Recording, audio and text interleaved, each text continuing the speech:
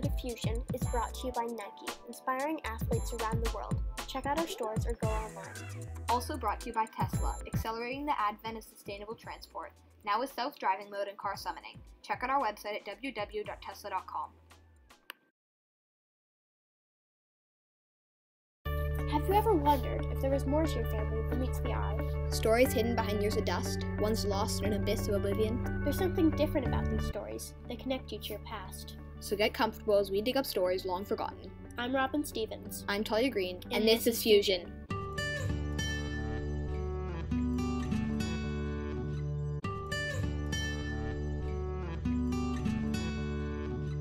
Our first story follows Cecil E. Prile, shared by Talia Green. She had the privilege of interviewing Tony, Cecil's son, from whom she got most of her information. This story takes place in the year 1964 in an ordinary apartment in Johannesburg, South Africa. This is the apartment where my great-grandma and grandpa, Cecil and Liesl E. Prile, and their two young children, Tony and Bob, lived. Their eldest child, Irene, my grandma, had already moved out and was married to a graduating doctor, and my grandpa, Ralph Green. Now, growing up in 1964 in South Africa was not like growing up in the United States today. South Africa was in the middle of a war, not with another country, but with the people inside theirs. Thousands of people rebelled against the government, all with different approaches of how to overthrow them.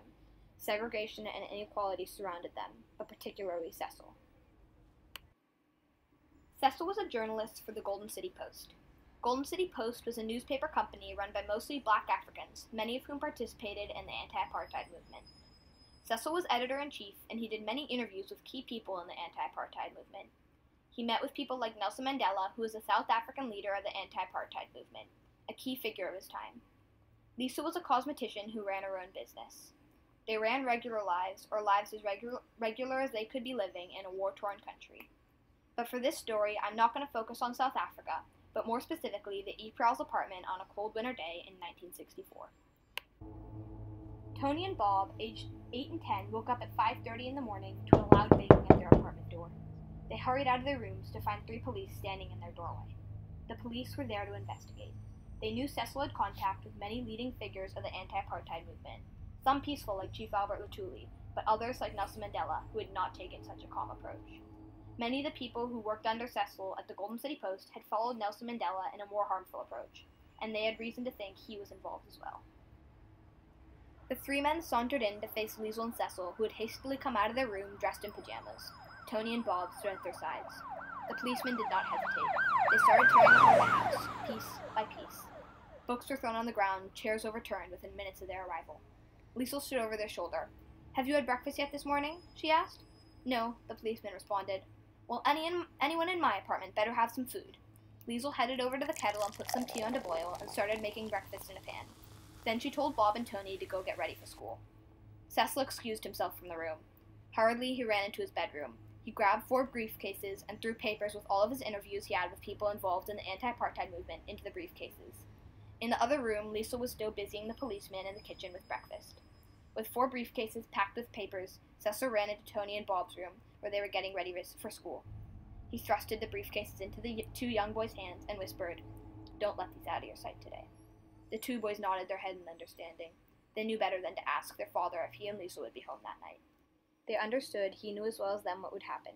Their one consolation was that their father had done nothing wrong, but the government was not exactly the best with facts. They headed into the kitchen, where Liesl gave them a quick breakfast. "I called our upstairs neighbors," she said. "It was my day to drive to school, but they are going to help out today." "Okay," Bob said.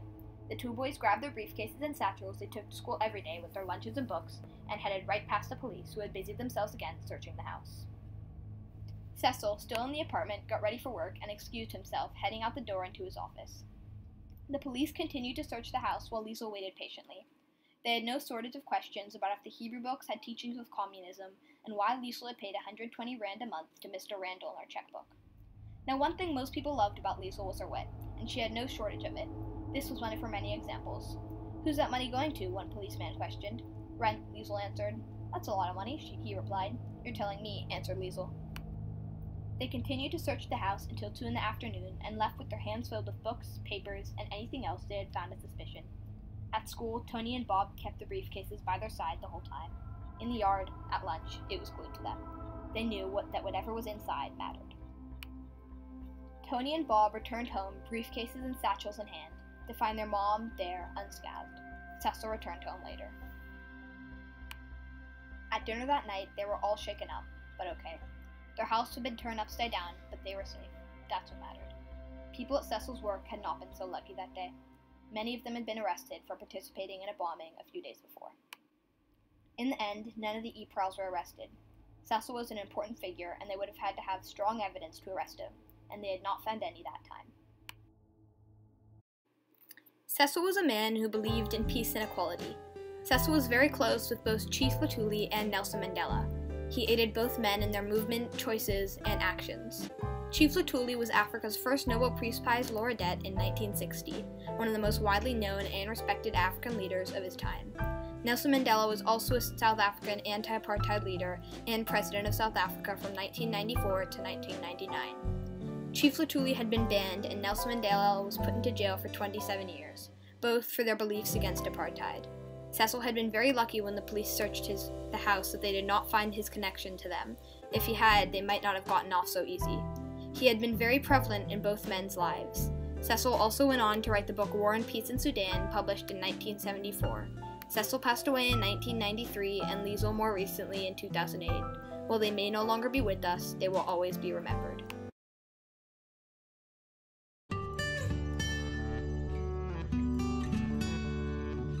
Different families have different stories, and this is the story of Roger Kent, shared by Robin Stevens. My great-grandfather was Roger Kent, founder of Muir Woods in Kentfield. He was a Yale graduate, and his father was William Kent, Yale graduate as well, congressman and original Skull and Bones member. He was also an army commander in World War II. He witnessed one of the most horrific things that has happened while fighting the Japanese, the events of Guadalcanal. Roger's father was a strong figure in the American government, his mother, a strong woman who marched with Susan B. Anthony, and his wife was a nature preserver. They lived in a big house with butlers and chefs.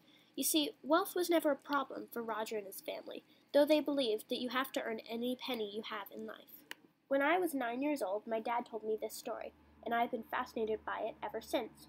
Our story begins on an enormous Navy boat. They have been at sea for days on end.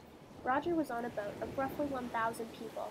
These were high-ranking military officers, generals, commanders, lieutenants, and their helpers, cooks, guards, and sailors. The officials were dropped off at a Japanese island by the Navy and were left there with enough food for 2 weeks. The sailors would come back in 14 days' time to bring them back to America. The men docked on a small beach and clambered onto shore, tired from many days at sea.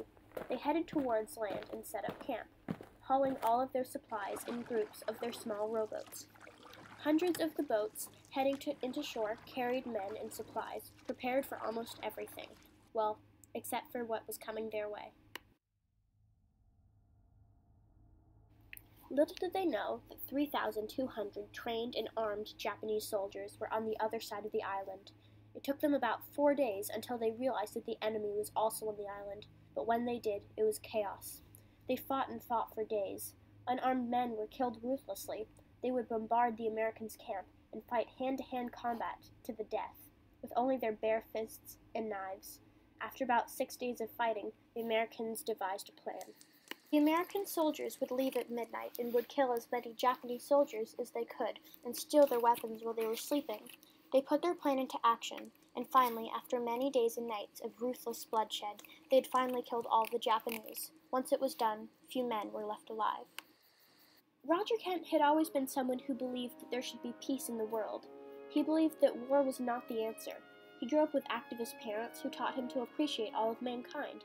He sat on the beach, bodies trailing on the sand, blood of men still on his hands, a tragic event that scarred my great-grandfather for life. When the Navy finally came back after 2 weeks, they were shocked to only find about 80 men on the beach. The rest lay dead on the sand. Roger Kent never talked about this. It had been traumatizing for him. He never told the story, except once, to my grandmother. The story was passed down and retold. It has become a story very few know, but a story that was always forbidden to be retold by Roger Kent.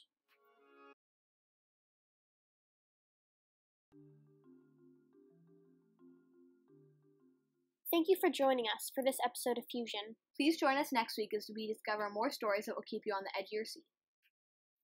This episode of Fusion was sponsored by Google. To everyone searching, Search On, the most used search engine in the digital age. And Radiolab, sharing stories from around the world. Listen to our stories on the radio or go online.